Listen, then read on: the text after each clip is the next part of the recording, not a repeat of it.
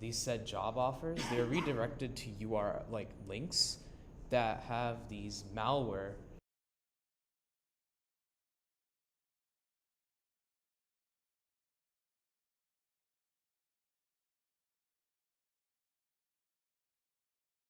basically goes through like your web browser, such as Microsoft Edge or Chrome, and it looks through all of your credentials and things like that. And through that,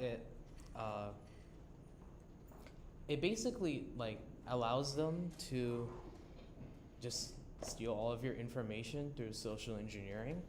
And now they've gotten a new update with their specific malware where they included a new like information stealer called Mini Junk, which has this C2 hidden in their Azure traffic, so they can control all of this information they get within. They can basically just control like their computers and stuff to an extent because of these DLL files and the backdoors associated with them.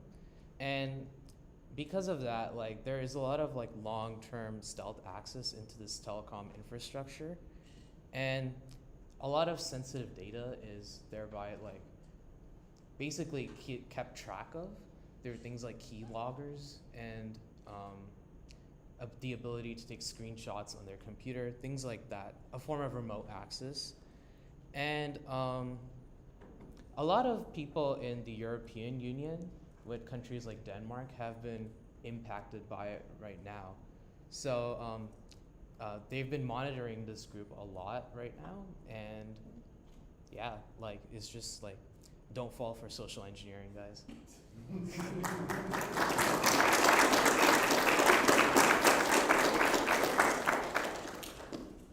All right, so our next presentation, Nick.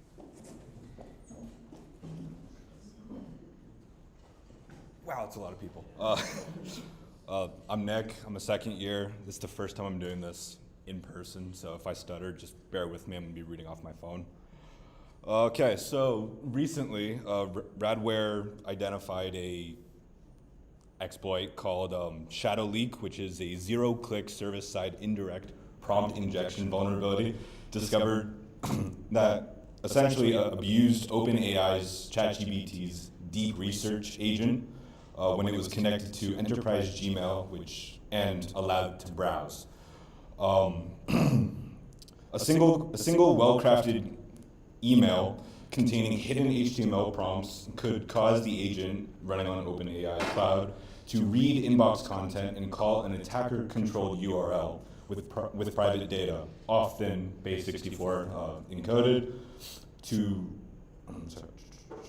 all without any physical clicks from the user or any local traffic, making this leak extremely stealthy. Radware did responsibly disclose this issue. It was disclosed June 18th, and as of September 20th, OpenAI confirmed that they had resolved it. So now I'm going to give you just a brief breakdown as to how this exploit actually works.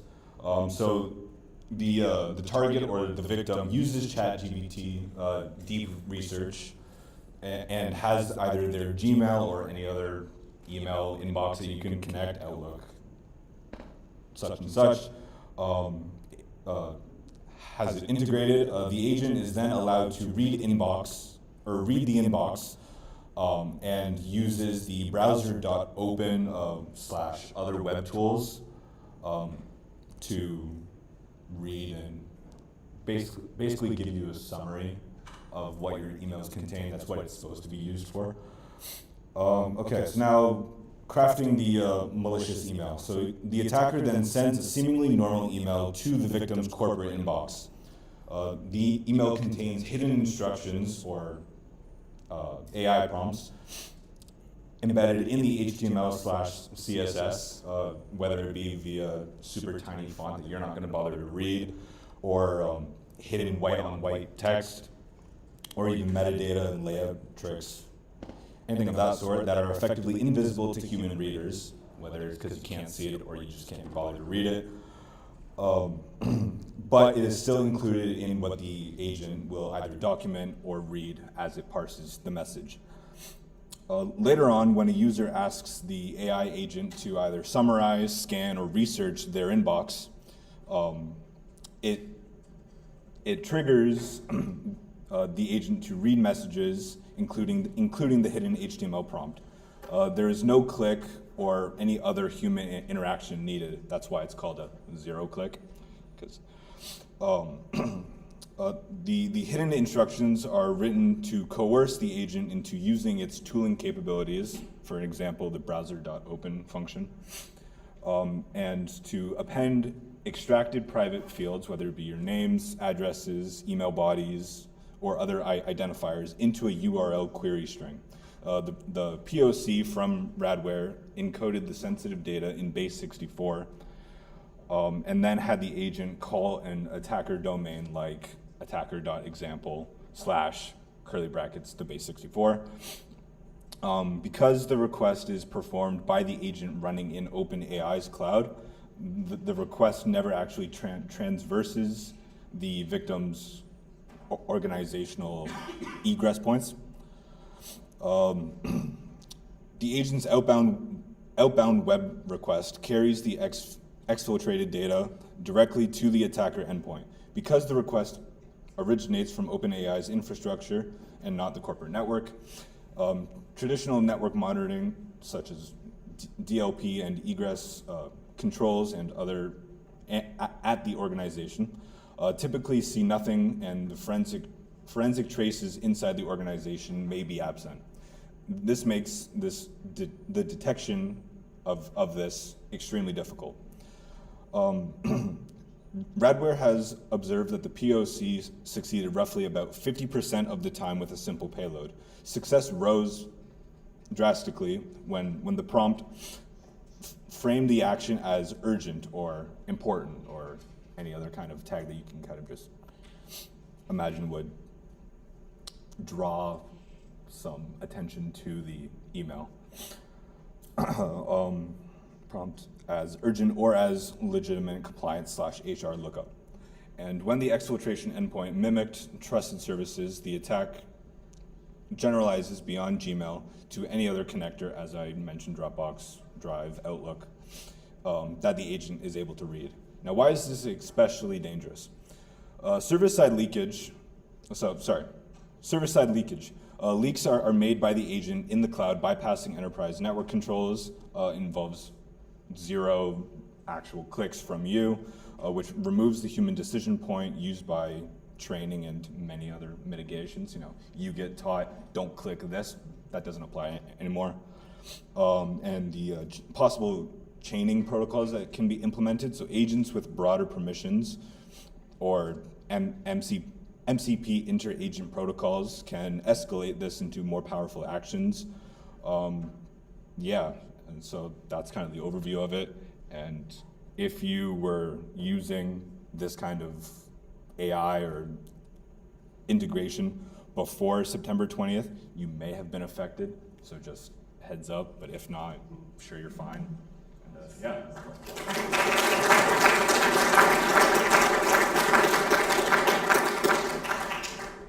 Next presentation, we have Riyad.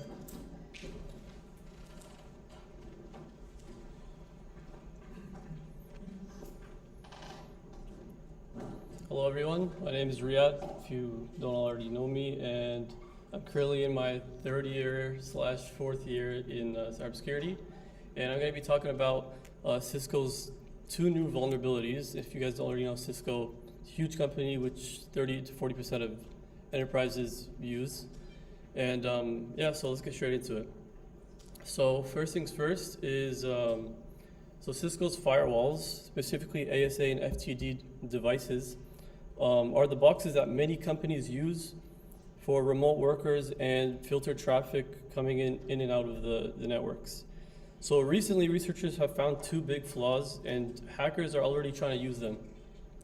So the first one is rated 9.9 out of 10 for the common vulnerability score. And if an attacker manages to steal or guess someone's VPN login, they can send a special web request to the firewall and then run any command they want as root. And so this basically means they can take total control of the device. And so the second flaw is also pretty bad, but not as bad as the first one. It lets outsiders, even without a password, so reach parts of the network that should normally be locked down just by sending carefully built web requests. And on its own, it's mostly about breaking in far enough to gather info or help set up the first bigger attack. So what does this actually mean in a network? Like, what are the vulnerabilities and risks of these two vulnerabilities? So if someone fully takes over one of these firewalls, they can spy on and change network traffic. They can sneak deeper into the company's systems and even change the firmware so their backdoor survives and reboots. And even after a reboot or an update, it's not going to fix the vulnerability. So because of how serious this is, CISA, the US Cybersecurity and Infrastructure Security Agency, has told federal agencies to check and secure their Cisco devices within 24 hours. And basically what's recommended to do right now, if there are companies that are using Cisco's FTD and ASA firewall devices, is to install Cisco patches as soon as possible and audit and monitor any ASA or FTD devices for unusual changes. And the last thing would be lock down VPN access and make sure only trusted users can reach devices from the internet. And so the bottom line is these flaws are already being attacked in the real world, and if your network uses Cisco ASA or FTD, patch and check them and before someone else does. Okay, that's it from me, guys. Thank you so much.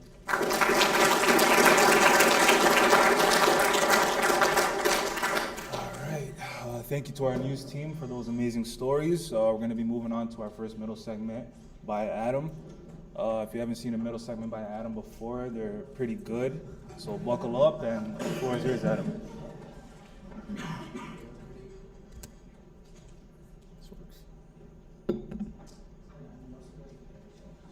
Oh, perfect. Okay. Typically, when I do these middle segments, I always talk about a news event or an article. But today, I want to talk about something different. I want to talk about a story. There's a story of how you can hack the Mazda 3 infotainment system. Now, a month and a half ago, I bought a new car. It was a 2018 Mazda 3 GT. And if anyone has a Mazda pre-2020, you'll know that the infotainment systems, the embedded systems, are trash. You know, they're so bad. Yes.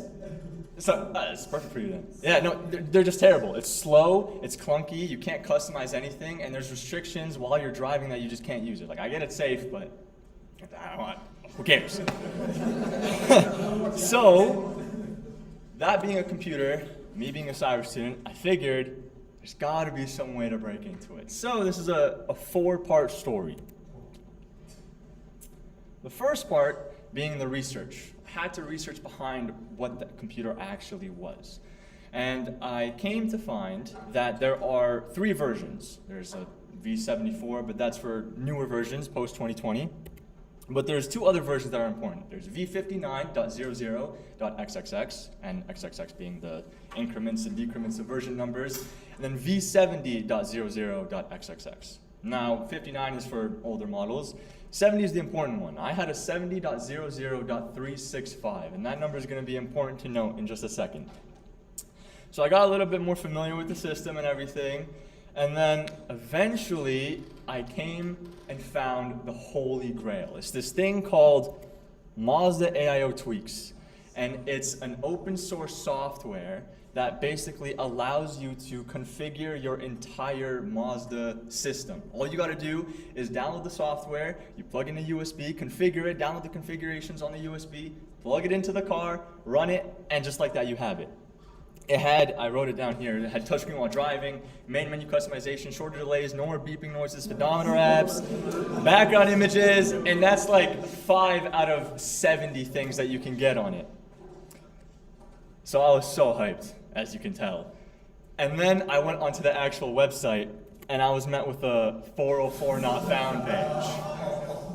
So I did some more research, and apparently in about 2020, 2021, the whole project was abandoned because Mazda moved from that embedded system to Apple CarPlay or Android Auto. So they didn't need to do this anymore, and the guy said, screw it. So now we're into part 2 of the story. Part 2 of the story.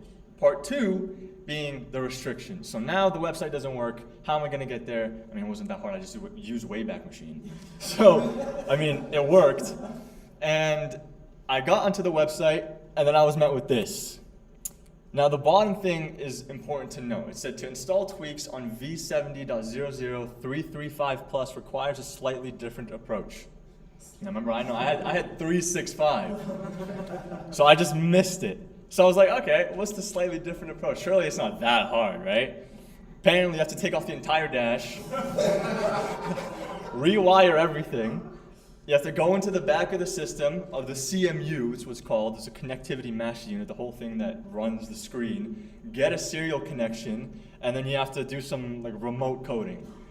Now, that sounds cool, but I'm not taking apart my car for that. Like, that's just not happening. So that wasn't an option. I looked more into what else you can do, and some people said you can revert the versions back. Now that would be great, but Mazda doesn't post them publicly, and the only ones that are posted publicly are either Korean or German. So I didn't do that.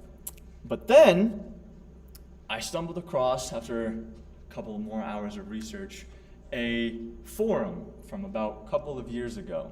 And this forum basically said, this is part 3 of the story, basically said that you can bypass all of this through a usage of a simple XSS exploit. Now, for those who don't know, XSS is cross-site scripting, and if there's an input field in a web page, you can put some malicious code in there, just mess it all up, you can get a database, whatever. So this guy said that the UI of the infotainment system, first of all, the infotainment system runs on Linux. But the UI of the system itself is a locally hosted web page. So he said it's a locally hosted web page, and the better thing is the company that created the CMU, created that web page, does not do any sanitization for the web page at all. What that means is it doesn't have any security protocols for XSS. So this guy crafted the most genius thing I think I've ever seen, and it's cool to see in the wild too.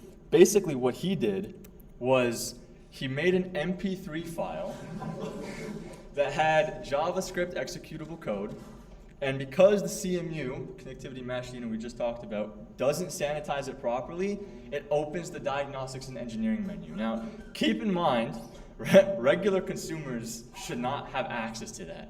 Like, you just shouldn't. But the other thing is, as well, is the company that made the CMU, they didn't even bother making it unavailable, they just hid it. They just hid all the options to get there. It's like having a vault full of money, and then instead of actually locking it and whatnot, you just put some wallpaper over it, so there's nothing there.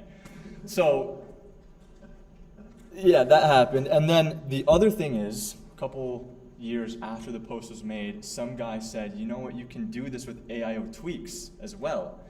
So that's exactly what I did. I downloaded the MP3 files, I downloaded the AIO tweaks, all the configurations, and then I plugged it into my car. First of all, this is how the code looks. So just a little bit of a snippet. If you're interested, the GitHub is fully down there. But the top one is the song name. It loads the script run.js, and the script there with all the functions is actually the JavaScript code. It basically opens the terminal and gets into the engineering menu. So now I have the USB and I'm sitting in my car. And I just want to say, and pardon my language, I'm shitting my pants right now. Because if this system breaks, I have to cough up probably like $1,000 to fix it. So I don't want to do that. And it's funny because you can see why you shouldn't access or shouldn't have access to this menu. For example, the top middle one, the speed toggle, that is what the MP3 file was originally made for. And it's for removing all the restrictions while you're driving. You can just use it freely while you're going. But then the other thing, for example, the bottom middle one, the display toggle, some guy accidentally pressed it and it turns off all of the LEDs for the computer system. So he just couldn't use the system anymore, and it cost $1,500 to fix. And there's no way of going back. So anyways, you go next and it hits a button and you can get to the terminal. So now, this is part 4 by the way, as you can tell. I'm in my car, I have a keyboard, and I have a Linux terminal chilling on my embedded system on my Mazda.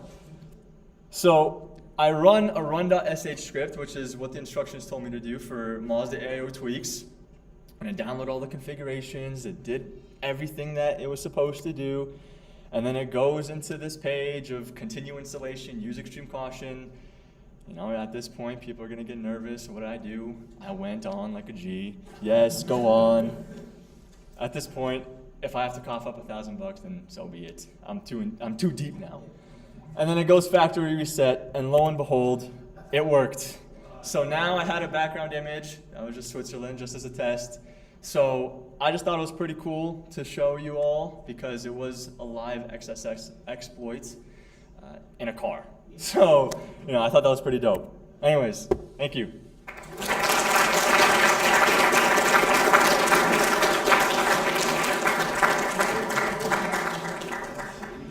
Man, that was amazing. I did tell you guys he was good at middle segments. We're now gonna take like a 5 to 7 minute break. We will be posting a CCR link in the stream questions, and yeah, we'll be back. For those of you that have no idea what this code is for, you get kind of like community service hours, I guess, from Sheridan for coming out to clubs like this. At the end of the year, we actually send you a formal email to confirm your attendance based off of this code. We're going to post a link in the Discord in a channel called Stream Questions.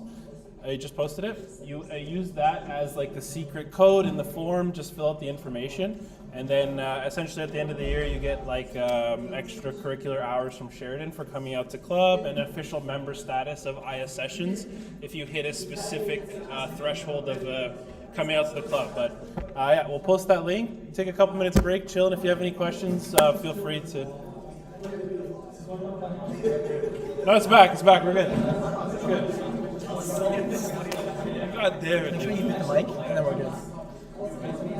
That was so good. That was great. I've never heard more claps in my life. I know, that's insane. What's up?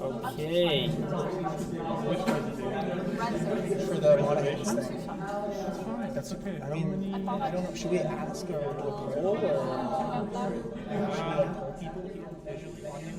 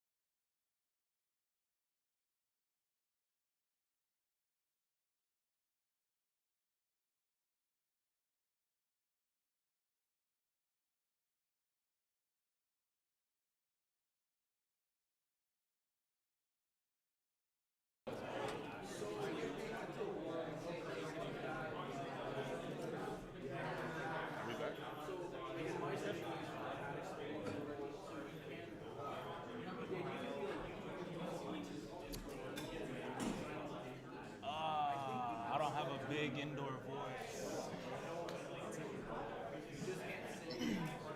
Guys, we're just gonna get started now. If we could just listen to our presenter announcing everybody. We get some quiet in the room, please. We're just starting. If everybody could be quiet, thanks. That was great. All right, everyone. Welcome back. I'm about to hand it over to our friend John here. He's also very good at presenting himself. Yeah, take it over. Hello, everybody. Thanks for coming. Just make sure this is going. I have some notes on my phone and laptop, so don't mind me if I'm just like looking, make sure everything is going well. But yeah, so today actually we're going to be talking about. Well, actually, let me introduce myself. So my name's John, cybersecurity. Technically, I'm actually in 5th year because I'm doing like a lap semester because I'm needing some extra classes and stuff. But I already finished. Technically, my graduation day was last semester, but I'm here to hang out and talk cyber with you guys and finish my classes, all that cool stuff. So today we'll be talking about Cryptostealer on Steam, actually, funny enough, which I know we all use like every day for games and software and stuff, which is very, very interesting. And this will be about, well, specifically about one person, but generally with the Cryptostealer as well. And over $150,000 was taken from people's crypto wallets over, I think, the course of about a month. And yeah, today we'll just get into it, talk about all the different parts and all the nice, interesting malware talk and stuff like that. So, talk about this guy. So, this is Rivia Plavnieks. I tried to pronounce his name like 20 times, trying to figure out how to say it, but that's what we're gonna go with. He's 26 years old, so it matches well with me because I'm also 26. And he was just diagnosed with stage 4 cancer earlier this year. And he streams on Twitch to raise money. And he also created a fund on this site called pump.fund, which is basically like a site where creators can gain like percentages on like tokens that they've created. So people that invest in it, they get like a certain percentage of the value. And yeah, so basically this guy lost almost $32,000 or $31,000 right away, like in an instant. So he just downloaded the game, and this quote underneath is basically what he posted on Twitter after, I think, a couple hours after the stream, and he couldn't really believe what was going on. So that was definitely very, heartbreaking to see, because imagine you raise $30,000 for your health, for surgery, and it gets taken within a second. So that's definitely super scary. But yeah, so obviously you guys are probably thinking, well, this is the agenda, but you guys are probably thinking like, could this happen to me? I play games on Steam, I download software, I stream, or whatever it is. It's a good question. It's honestly a good question. Can this happen to me? But tonight we will dive into how these hackers kind of pulled off this whole scheme and why the specific malware or the specific malware that they used was like super cool or super slick, I would say, to kind of avoid the current restrictions for getting malware on Steam. So we will go through some slides here. So we can go through the timeline. We'll go through the timeline, of course. So what they did to get through the malware restriction on Steam was just waiting, just patience. So they uploaded the full game, like they uploaded the full game, completely clean Steam files, and that was on the Steam store for about a month. The game was a very 2D basic, like fighter scrolly type game. The art itself does look a little bit AI, but maybe they made it themselves. I couldn't really tell. But for about a month, the clean Steam files were on Steam, and you could download the game and play it normally, have no problem. And then on August 30th, they uploaded a specific build, which I will get to on the next slide. But the images are kind of small, but this is I went to archive or whatever Adam said. Wayback. Yeah, so I went to Wayback Machine, and you could see beforehand there was probably about 300 to 400 positive reviews in the game. People actually liked it, whether they were paid for it, they got somebody to write the review or not. It was full of positive reviews. It didn't have a single negative review as far as I could find. And then the day that I found out about this, I actually went to the Steam page, and there was only one negative comment, and it was about this thing that happened. and I think a couple hours after that, Steam had actually pulled it down. So it was on Steam for about a month with the malicious files before Steam actually did anything, so people were downloading it for an extended period of time, not realizing that this malware was in the game.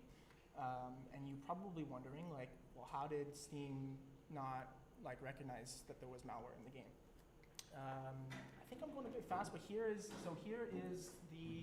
this one is the build that was malicious.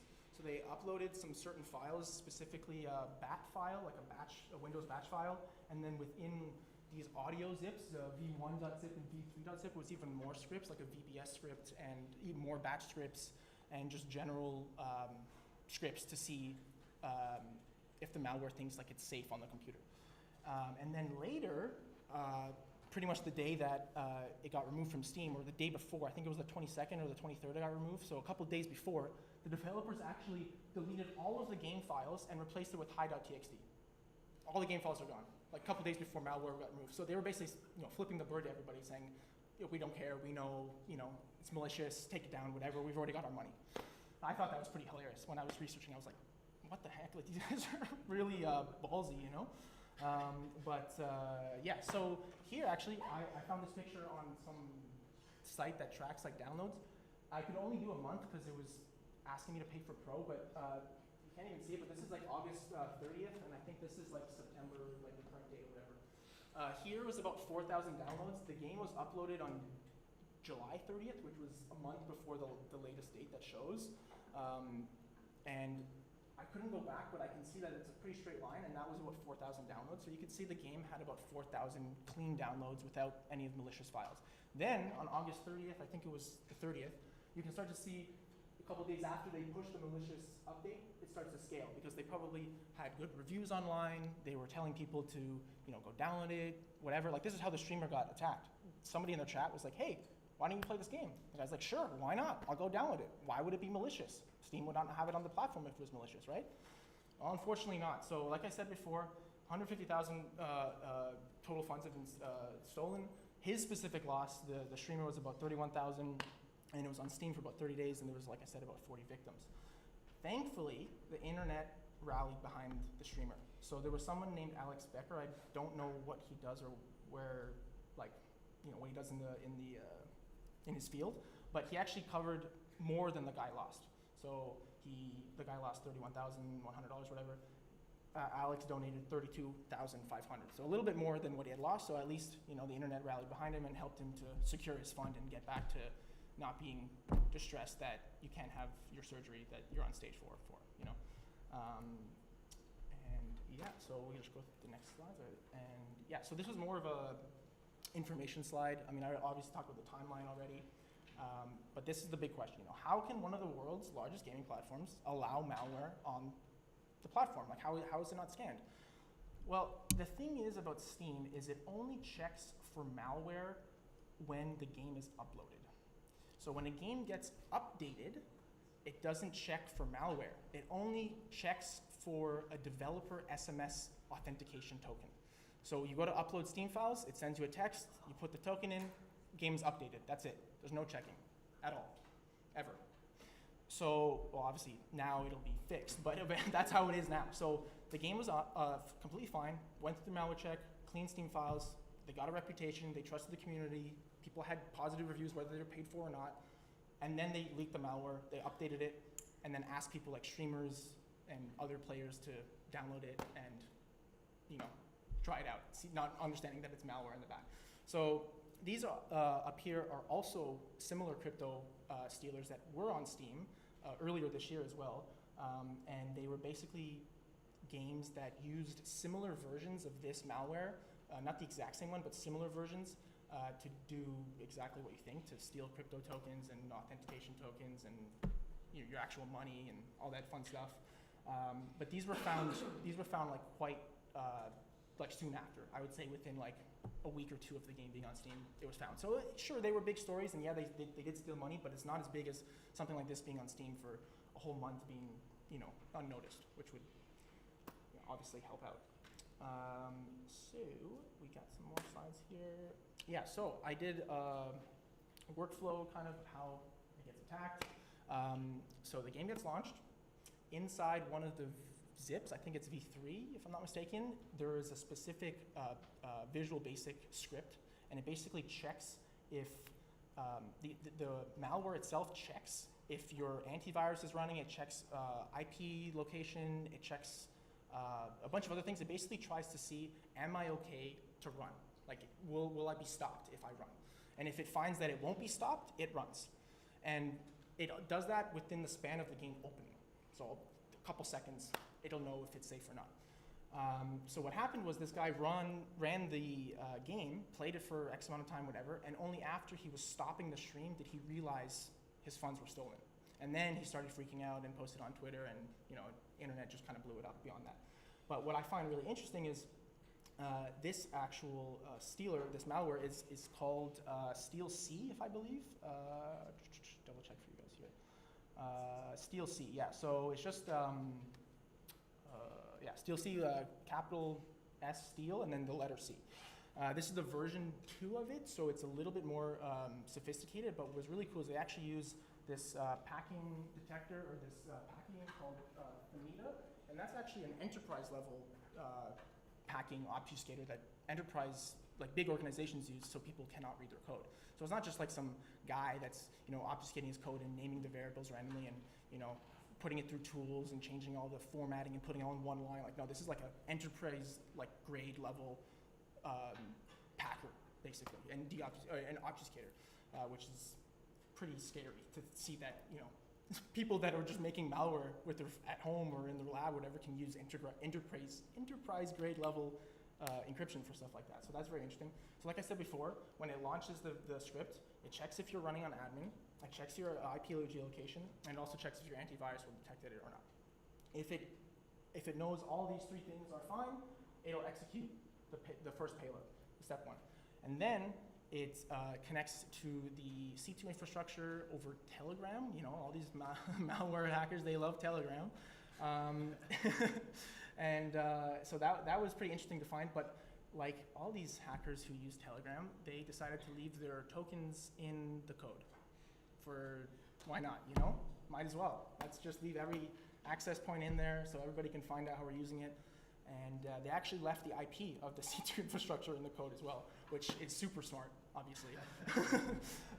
So I thought, it's funny because it's sophisticated. I put some more screenshots, I'll talk about it. It's a sophisticated piece of malware using sophisticated enterprise grade level technology, but the security of the actual code is nothing. Like, if you actually get the code and reverse engineer it, it just shows plain text, files, all that stuff. So the first one is the payload, I believe, and then the second one is what happens after the payload. I found these screenshots on a report that I will cite at the end, but basically, I don't know why I'm looking here when I can look here. So it basically just checks if you can. See, look, there's the server host at the very top, IP address, the C2 server. Like, what? Like, what are you doing? And putting comments in there and general stuff, like, I just don't understand what people are doing when they make stuff like this. But obviously it worked to an extent. Leaving your Telegram credentials and all this other stuff in there, people can trace it back to you. And the internet definitely went after these people after they stole $30,000 from a cancer stage 4 patient. So that's not ideal.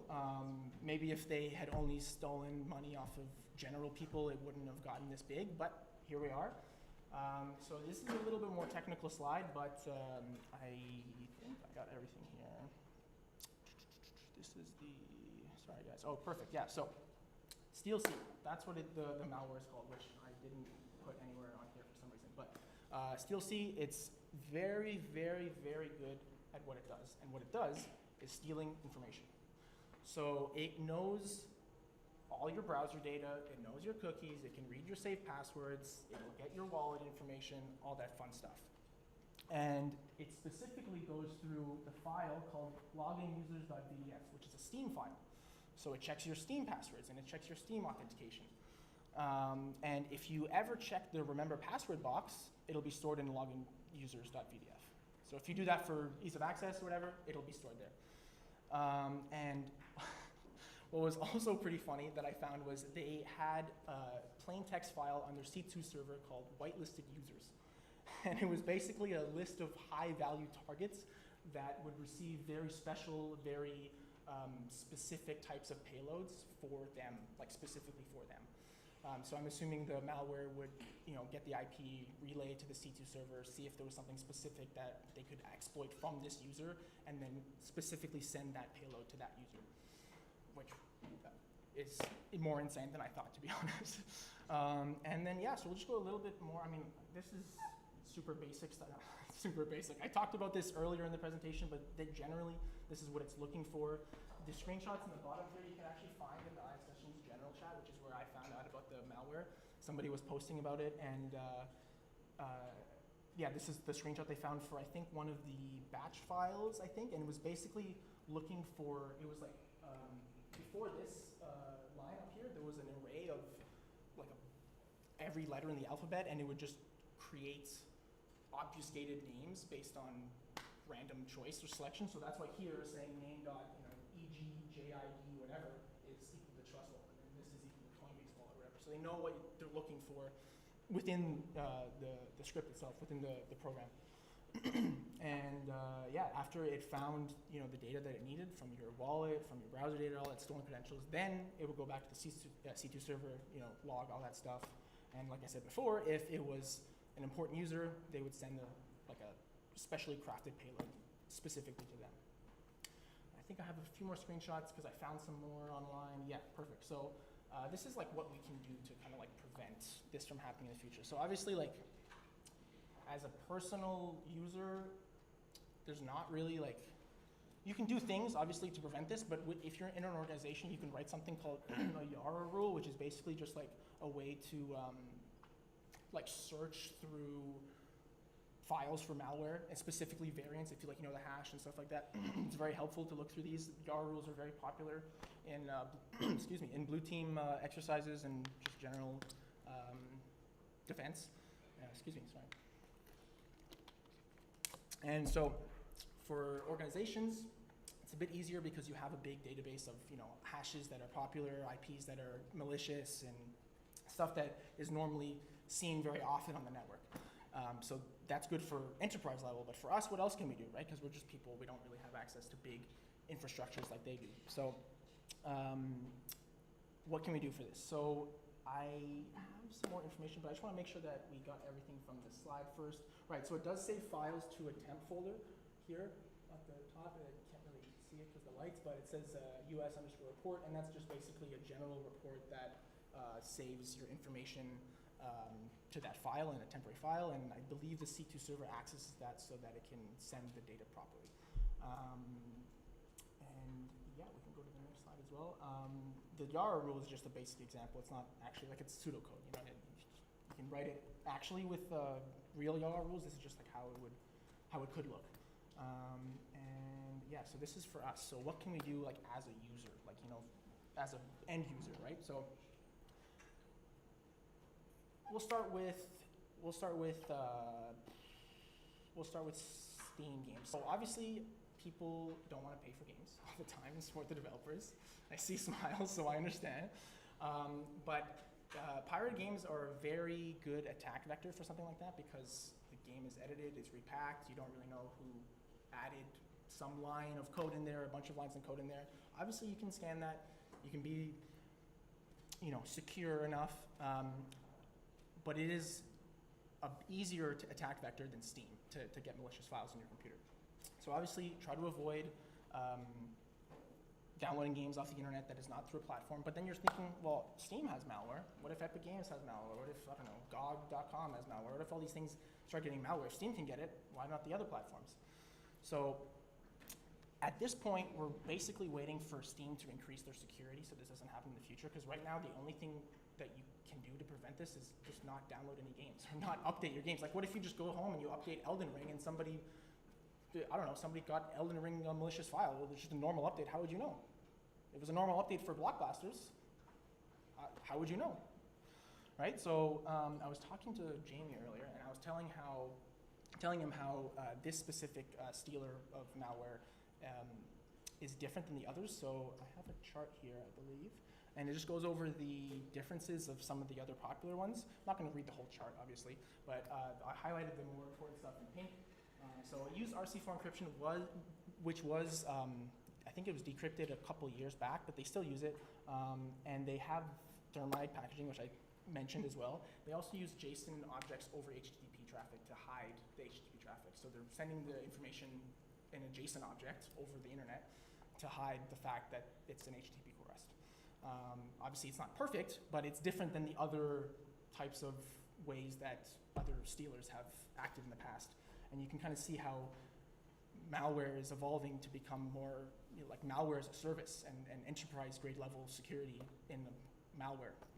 For somebody that, for a piece of malware that's developed outside of a infrastructure like a big company, we shouldn't be having to deal with these super like enterprise grade level security tactics, But that's what we are. That's what we're dealing with. So we'll just go to the next slide. Oh yeah, and then just previously, so obviously this one came out, Steel C came out in 2023. Obviously it's not 2023 right now. But the one that was in the BlockBlasters game was Steel C 2.0. So it was it was the second version, but they also modified it to be more specific to their game, which was cool.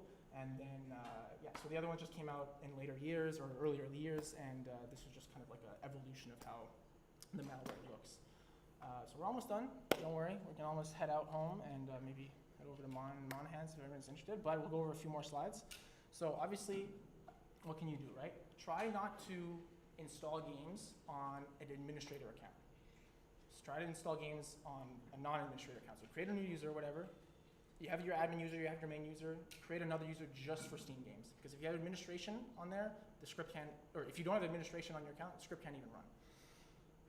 Or it can run, but it can't run as efficiently or proficiently as it would with admin permissions.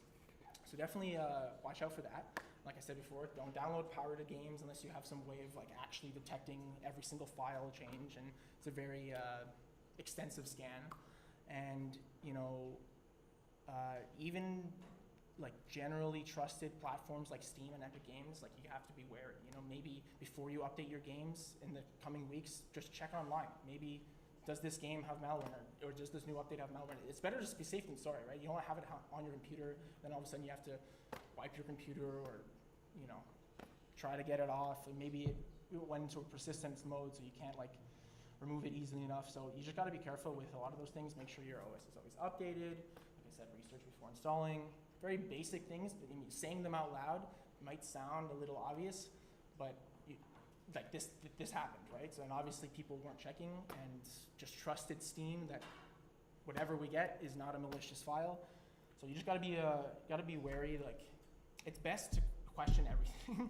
It's even if it's not what you think, it's best to question it just in case. You'd rather be safe than sorry, right? And I think there's a few more slides here. Yeah, so last thing is if you're gonna be using with crypto, make sure you have a hardware wallet. I think we talked about this a couple of times in a few other prior sessions. People would talk about hot and cold wallets. I don't remember the exact difference, but try to use hardware wallets when you can, because you wouldn't, if it's a physical wallet, you won't have the same issues as if you have a Phantom wallet on your Chrome browser, or a Soulflare wallet, or your Coinbase wallet on your Firefox browser, for example. So that's another way to be safe. You can enable 2FA, but that won't really help for updates. This is more for people who have crypto wallets, people who have money in their wallets, right? Make sure you have everything up to date. You don't have you don't keep your recovery password in plain text or on your computer. Make sure you put it in I don't know, Bitwarden or whatever you use for password manager. Just put it in somewhere that's secure, because if it's in a plain text file on your computer, these stealers will find it and they will send it to the C2 server, and you will get screwed.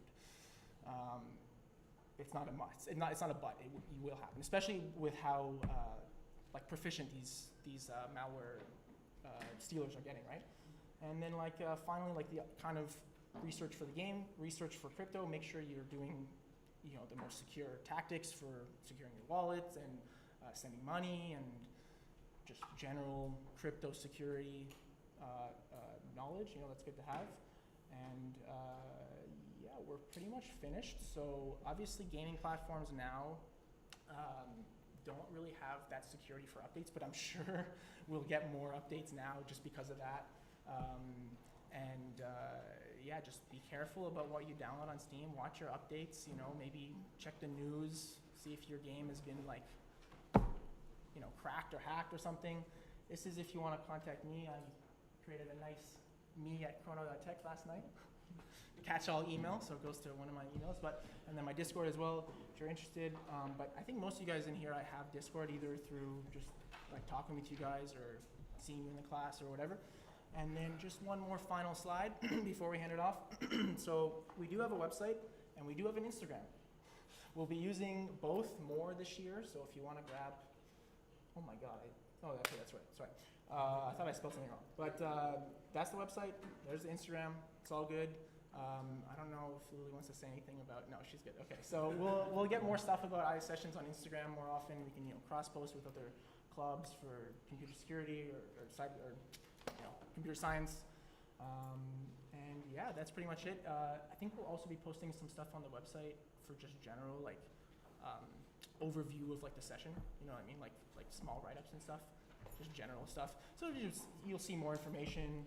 And yeah, that is pretty much it. So thanks for attending. I appreciate it.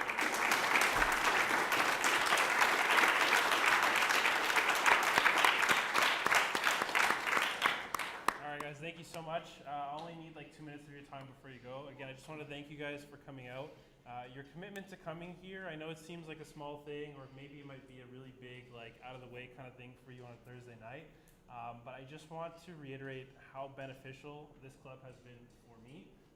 I got my co-op because of this. I made so many connections in the cybersecurity world with industry professionals because of this club. This may seem like a small cybersecurity club, but cybersecurity is small. So in the world of cybersecurity, this club is not a small club. When you put this on your resume that you're part of the team or that you interact with this club in any capacity, it is recognized, okay?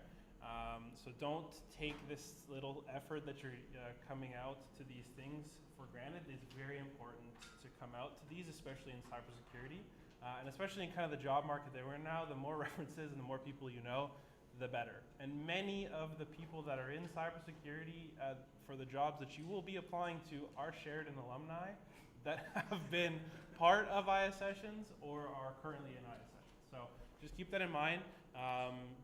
And just come out as much as you can. I haven't told the team yet, but we'll do a giveaway next week. You could win some prizes, you could win something, so make sure, or not next week, 2 weeks from now, so make sure you come out. And as is tradition, if you have never been to ISSessions before, right after we go to Monahan's across the street. If you want to grab some food, if you want to have a couple drinks, come out, come hang out. I called earlier, it's pretty much empty, so you just come on out, have some food, chill. Sheridan's, oh, I broke it again. Sheridan's student life is pretty bleak, so at least you can go to a bar with some of your friends and just have some good food. So thank you so much, everybody. Appreciate it.